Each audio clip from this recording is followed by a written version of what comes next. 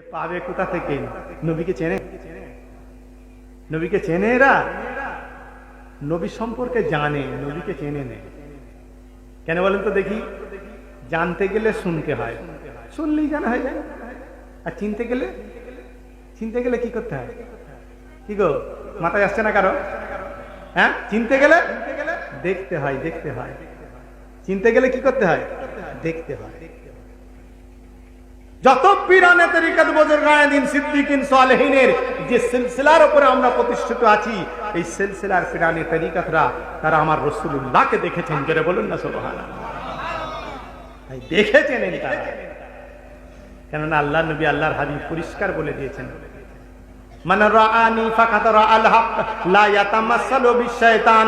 যারা আমাকে দেখলো তারা আমাকেই দেখলো, তার কারণ শয়তান কখনো আমার রূপ ধরতে পারবে না। আপনি চিশতিয়া তরিকার দরুদ শরীফটাই 100 বার করে পড়েন না, এশাবাদে পড়তে কি খুব কষ্ট হয়ে যাবে? আল্লাহুম্মা সাল্লি আলা সাইয়্যিদিনা মুহাম্মাদিন আন-নাবিয়্যিল উম্মি ওয়া আলিহি ওয়া সাল্লাম। আহা, নকশবন্দিয়া মুজাদ্দিদিয়া তরিকা পড়বেন? আচ্ছা তাই পড়ুন, আল্লাহুম্মা সাল্লি আলা সাইয়্যিদিনা মুহাম্মাদিন ওয়াসিলাতি ইলাইকা ওয়া আলিহি ওয়া সাল্লাম, তাই পড়ুন। কি এত বড় দরুদ শরীফ নাকি? নামাজের মধ্যে যে দরুদ শরীফ এত লম্বা নাকি? লম্বা দরুদ শরীফ নয়। আরে ভাই, খালি শুনে সব কথা বললে তো হবে না, একটু দেখতে হবে, একটু চাঁকতে হবে। খাটা কি মিটে কি আছে ওটা দেখতে হবে না? হ্যাঁ, ওই শিয়াল বলেছিল গ্রেপস আর সাওয়ার, আঙ্গুর ফল টক।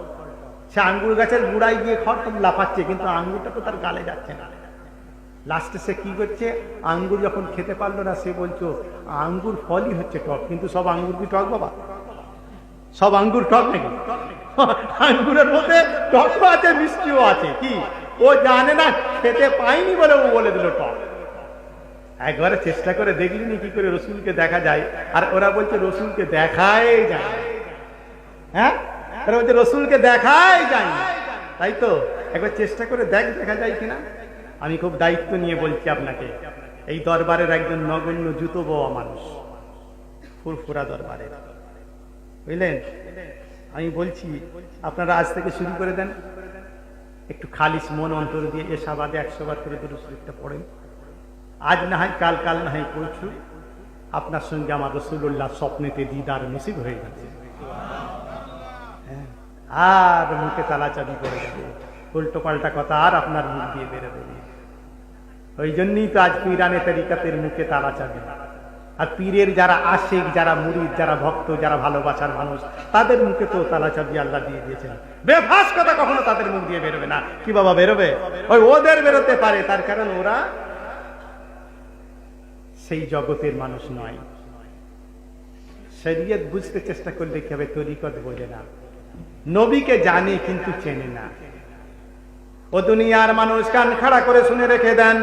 হিরস মানে হলো লোভ, তামা মানে হলো লালসা, বকুল মানে হলো কৃপণতা, হারাম মানে হলো হারাম, গীবত মানে হলো পরচর্চা, পরনিন্দা, কিসব মানে মিথ্যে কথা বলা, হাসাদ মানে হিংসা করা, কিবর মানে তাকাব্বুর অহংকার, রিয়া মানে লোককে দেখাবার জন্য ভালো কাজ করা, কেনা মানে মনে মনে অন্যের প্রতি শত্রুতা ভাব রাখা। একজন মানুষ যখন নিজেকে একজন হাক্কানি পীরের কাছে আত্মসমর্পণ করে দেয়, বায়েত হয়ে যায়, মুরিদ হয়ে যায়, পীর ধীরে ধীরে ধীরে ধীরে ধীরে ধীরে তার ভেতরের এই 10টা দুর্বলতা, 10টা রোগ, 10টা কুপ্রবৃত্তি গুলোকে দূর করে দেয়। তখন কি হয়? তার হৃদয়টা আয়না হয়ে যায়। আর হৃদয়টা যখন বড় আয়না হবে না, তখন পাহাড় মানবে না, পর্বত মানবে না, নদী মানবে না, নালা মানবে না, জমিনের কেন্দ্রবিন্দু থেকে নিয়ে আল্লাহর আরশ পর্যন্ত নজরের সামনে হাজির হয়ে যাবে। জোরে বলুন না। আল্লাহ সেই চোখ দিয়ে দেবে। এটা হলো মারেফাতি চোখ, আল্লাহ প্রদত্ত চোখ। এই চোখ দিয়ে আল্লাহকে দেখা না যেতে পারে বটে, কিন্তু আমার রসুলকে দেখা যায়। জোরে বলুন না সুবহানাল্লাহ। রসুলকে দেখাবার চোখ তৈরি করুন, তারপরে অস্বীকারটা করবেন। আমি জানি আজকের এই দরবারে যারা এসেছেন সব আল্লাহ আল্লাহ রসুল প্রেমী, একটু দিদার নসিব হয়ে যাবে। আপনারা নিয়মিত তালিমে জিকির আয়োজন করবেন, বাদ মাগরিব তালিমে জিকির সব জায়গাতে করবেন, জিকিরের তালিম দেবেন। একটা হলো শরিয়ত আর একটা হলো তরিকত।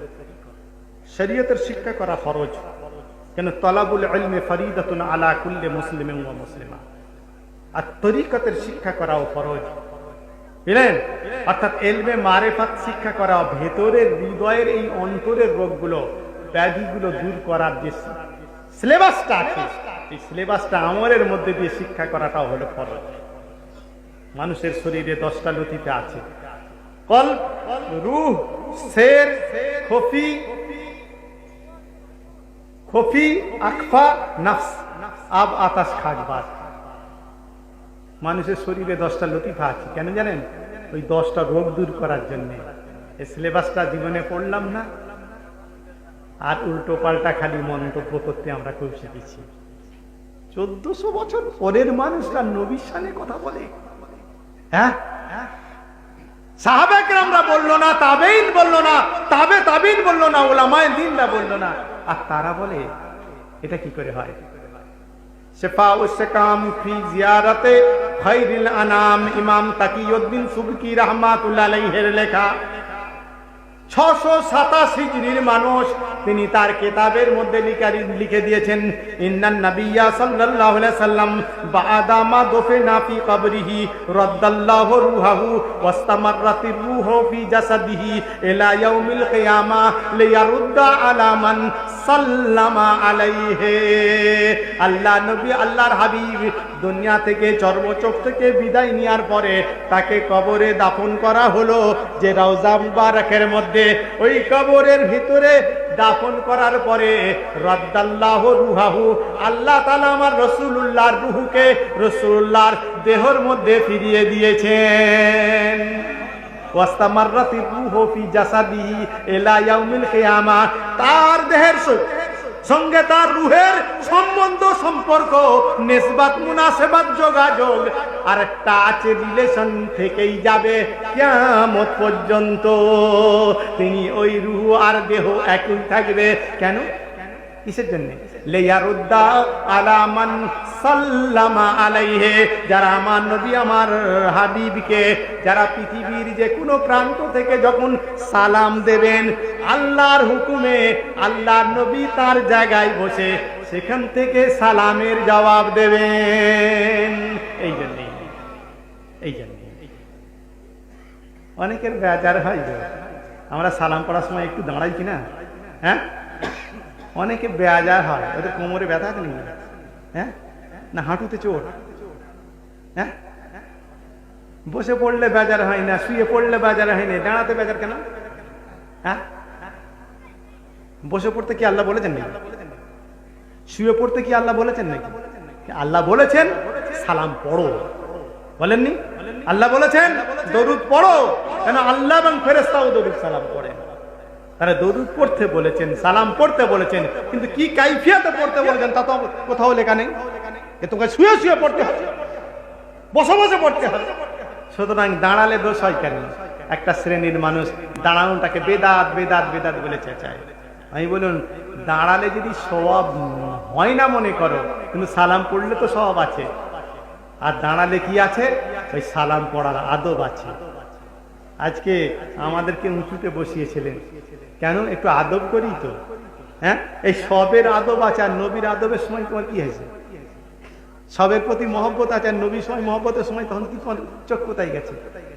কাজেই মহাব্বাতান সালাম পড়বেন। কি কথা আমার বুঝতে পেরেছেন? কিরম করে পড়বেন? বসে বসে, না শুয়ে শুয়ে, না দাঁড়িয়ে দাঁড়িয়ে? হ্যাঁ, দাঁড়িয়ে সালাম পড়বেন। আমরা কি কোনোদিন একে ওয়াজিব বলেছি না ফরজ বলেছি? ওয়াজিবও নয়, ফরজও নয়, নাজায়েজও নয়, হারামও নয়। দাঁড়িয়ে সালাম, দাঁড়িয়ে সালাম পড়বেন। কি বাবা পড়বেন তো? এই দরবারেতে দাঁড়িয়ে সালাম পড়েন তো নাকি? হ্যাঁ, দাঁড়িয়ে সালাম পড়বেন। কেন? আল্লাহর হাবিবের যে দরুদ শরীফ পড়ছেন না, আপনার মধ্যে যদি আদব থাকে তা আপনার ইলমটা এমন হাসিল হবে যে আল্লাহর নবী খুশি হবেন, আপনার দিদার নসিব হবে। যেটা বলুন সুবহানাল্লাহ।